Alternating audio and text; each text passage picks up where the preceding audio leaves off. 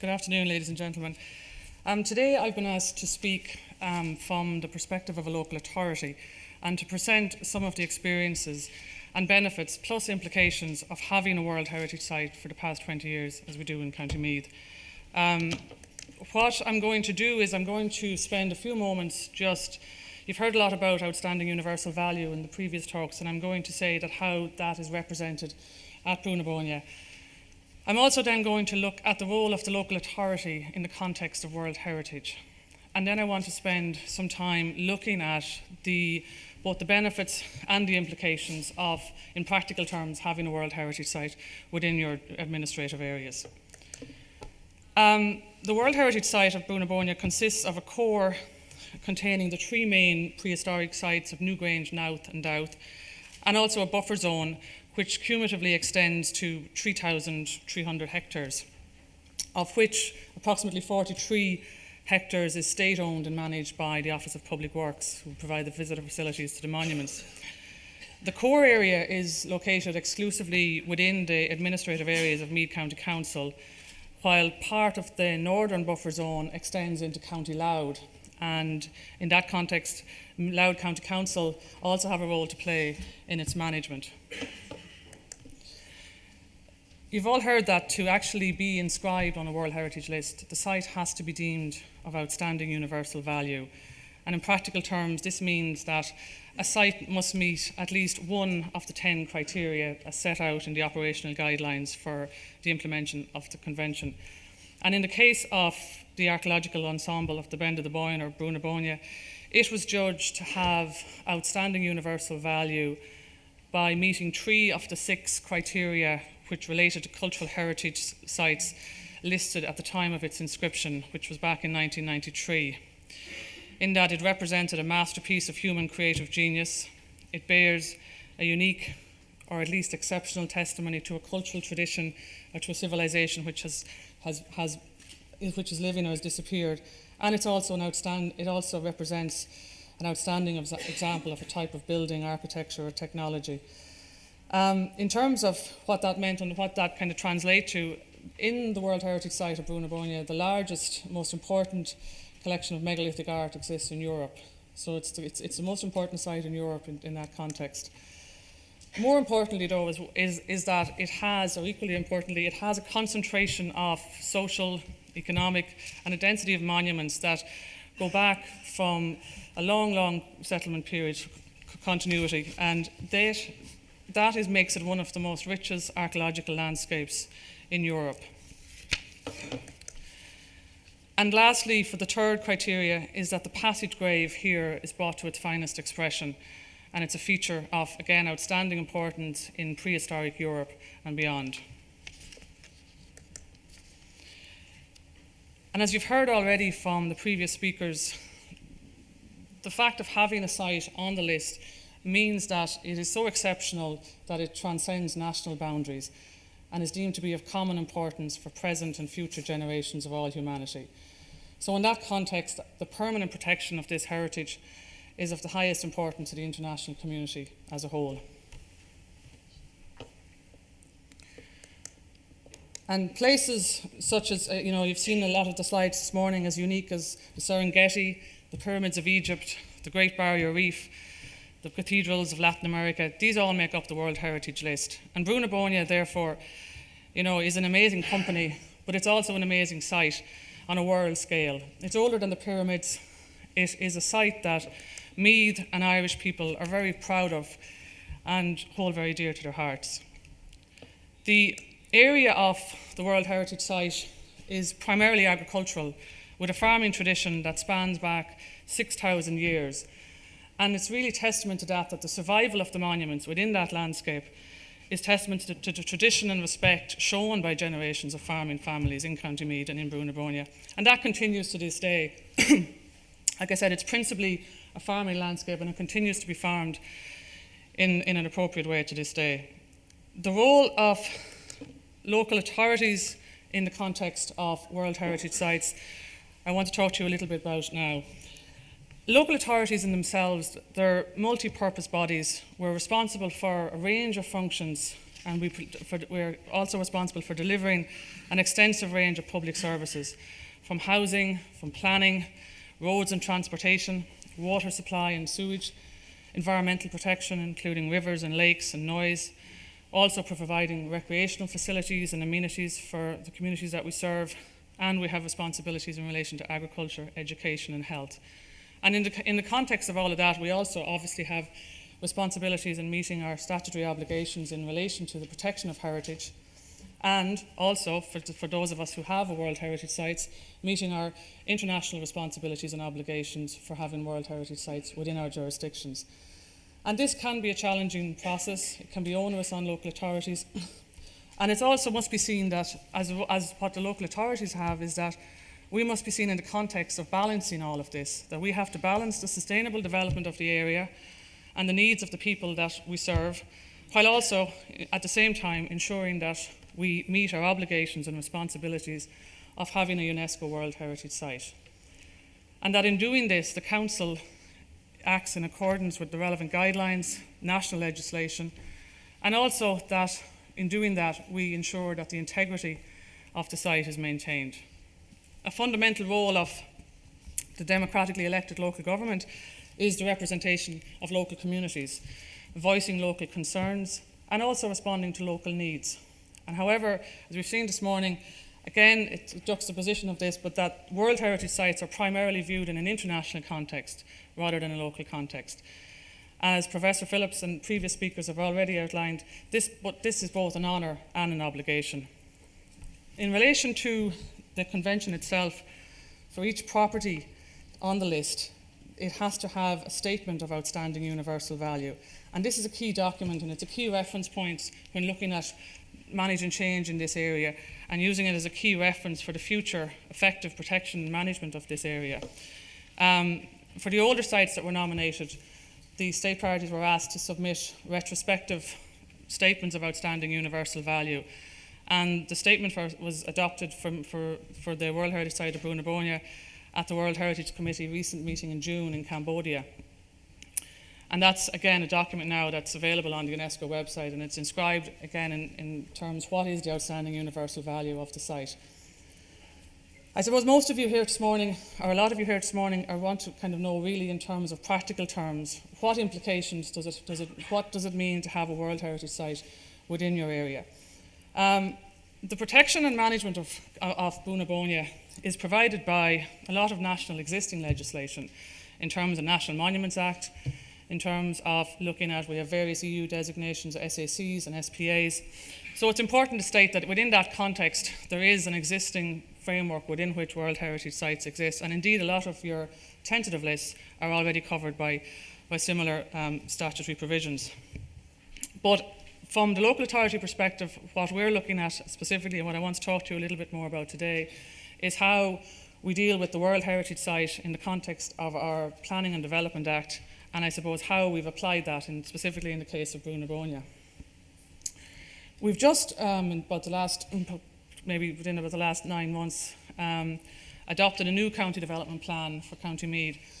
And in doing that, Meath County Council engaged closely with and held a number of meetings with the Department of Arts, Heritage and the Gaeltacht.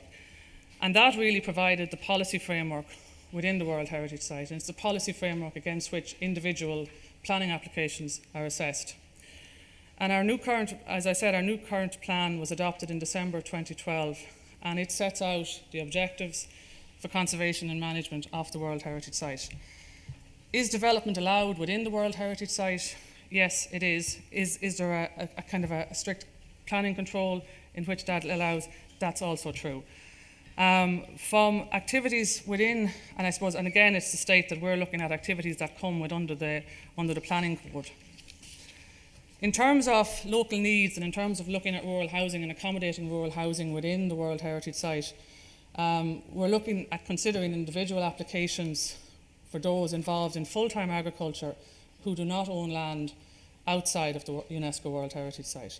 And obviously they need to be subject to the other relevant provisions contained in the development plan, but that's the local need policy in terms of the World Heritage Site. In addition, we also have a policy to refer all planning applications within the World Heritage Site of Brúna to the Department of Arts, Heritage and the Gaeltacht for comment, and that these comments will be considered in the context of making decisions on all such planning applications. This is just an extract. I won't go through every line in this, but our county development plan is published on meath.ie, and you can, in your own time, maybe have a read of it and to see the likes, the frameworks and the policy frameworks that we have in place within the county development plan. But just to highlight a couple of key objectives that we have, everything centres around outstanding universal value in terms of looking at World Heritage sites, and we have to protect and enhance the site in that context to make sure that its integrity, its authenticity and its significance is not affected by cumulative, inappropriate change and development. And also we're conscious of enhancing the views within and adjacent to the site. In terms of looking at what we've tried to do and what we're looking at engaging much more positively is to encourage applicants within the area to come in for pre-planning discussions and to sit down at a very early stage and have a look at where houses are being proposed, siting of those houses, look at the design of the developments. And design is a key factor, and there's been a lot of success where that has happened in terms of coming down, sitting down with the planners, sitting down and talking to the archaeologists if necessary, and looking again at the scope of any assessments that are required to help us as an authority make a decision. We also have and try to encourage the retention and conservation and appropriate reuse of buildings, existing buildings within the World Heritage Site. And in that context, this is just a recent one that's had a successful planning application, and again where we've looked at the owners have come in and engaged again to bring that building back to life and refurbish it in an appropriate way. One of the things that we are conscious of and have to take cognizance of as well is that we have enough information in terms of making that decision, and that we use available information to help us make informed decisions. And to that end, we've a LiDAR survey, which is a scan, kind of a laser scan, which gives a very detailed topographic cover of the World Heritage Site. And we're using this in looking and to develop this to help us as a tool in informing development management within the World Heritage Site. And we also want to develop, again, these are objectives of our new plan, which we will be rolling out, to look at developing a dedicated section in our council website to provide guidance and assistance to those living in and working around the World Heritage Site. The LiDAR data that I mentioned, that was a partnership between Meath County Council, the Heritage Council and the Discovery Programme. And it's looking at applying new technologies, looking at how we can get the information that we need, and again working together with various agencies to try and inform that. But I suppose the key message that I wanted to give in terms of the planning is that any future World Heritage Sites, they will require a kind of a comprehensive and robust planning policy framework within their respective county development plans to ensure adequate protection is afforded to these sites. And again, just to reiterate that in many cases that already exists, because again, if you look at the tentative lists are sites that we are deemed of national importance, and in fact we're deeming them of international importance, so there is that policy framework. In the case of Brúna, all our planning applications that come in are assessed internally by our planning officer and our conservation officer, Jill Chadwick, who advises and liaises with the department. And this is a very key resource.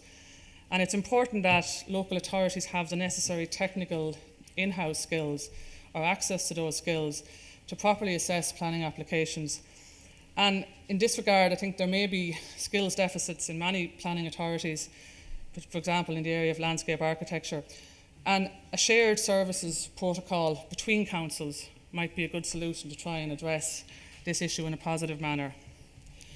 It's also important, I think, to state that if you're any major infrastructure projects which are likely to impact on a World Heritage Site will need to be fully analysed by the project promoters within the planning consent process, and in particular with reference to exploring of alternatives to those proposals. I think as a state authority, we'll also need to take cognizance of the recommendations of UNESCO and ICOMOS, particularly in relation to reactive missions. And again, the state parties are obliged to carry out periodic reviews and to report this to the World Heritage Committee.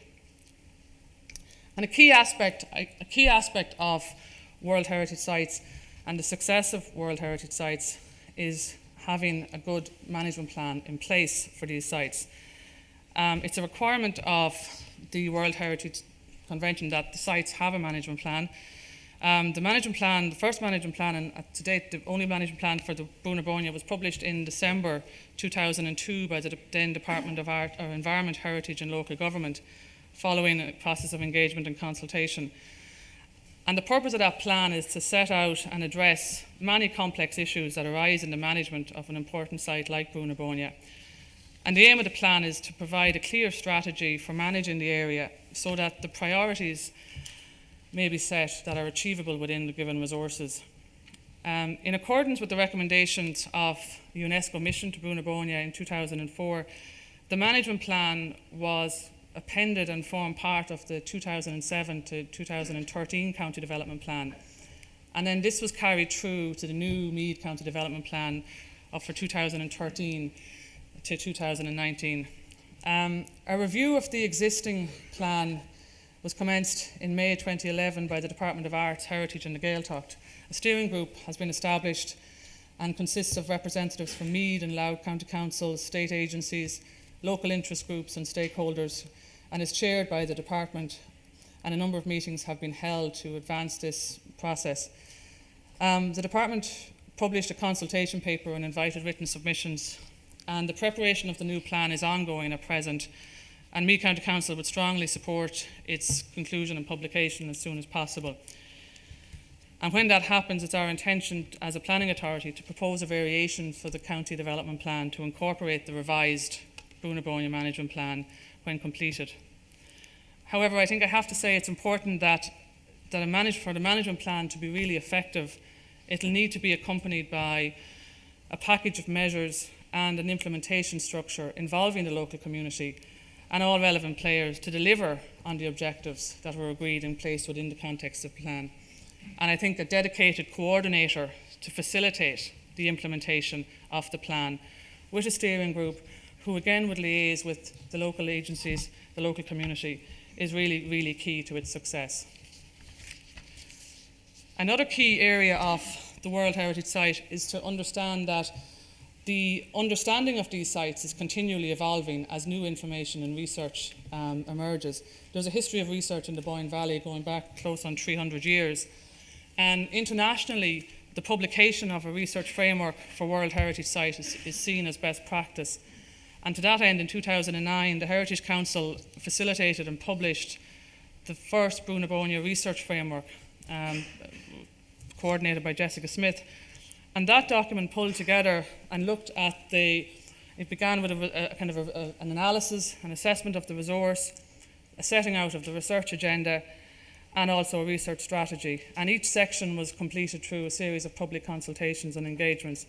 And then finally it was internationally peer reviewed. And this was a very positive initiative, and Meath County Council were involved in this initiative. And a number of seminars were held locally in Slane. And again, that brought together the researchers so that they could communicate their findings to the local community, also that they could engage and begin to work together themselves, because there's a real value in looking at that and doing that. And I suppose in terms of looking at education and looking at the role that education plays within all of these sites and all of the tentative sites, that's where I think a huge amount of resources need to go, because that's where we can really start to communicate the wonder and the awe of these places. Excuse me. And it's important, I suppose, that resources are made available to encourage and facilitate ongoing research within these areas. But that in doing that research then is communicated to as wide of audience as possible. And that'll serve the dual purpose. It'll help the landscape itself be better understood. It'll allow the story of that landscape to be told, and so it can be better appreciated. And also, I suppose, as state authorities, our knowledge of the sites is evolving, and we have to be able to respond to new information as it emerges. And importantly, I suppose, we have to be able to say and adapt management approaches, again, as we learn more about these sites. And the potential and value in looking through the tentative list at the moment of all of the sites on the list to yield a huge amount of information about past human activities should be fully recognised, I think, in the context of the process that we're engaging in. Claire is going to deal a little bit more about the the benefits of the World Heritage Sites. So I'm just going to touch very, very briefly on them. Yeah. Cultural tourism, I suppose, is we have a huge resource in County Meath in terms of the sites that we have here. And Meath County Council and Meath Tourism have invested heavily with Fáilte Ireland in developing the Boyne Valley destination programme. And that's been a key success over the last number of years. In conclusion then, I just want to take a few minutes just to sum up. I think World Heritage in itself is not an end. It does require significant ongoing resources, research and local community involvement.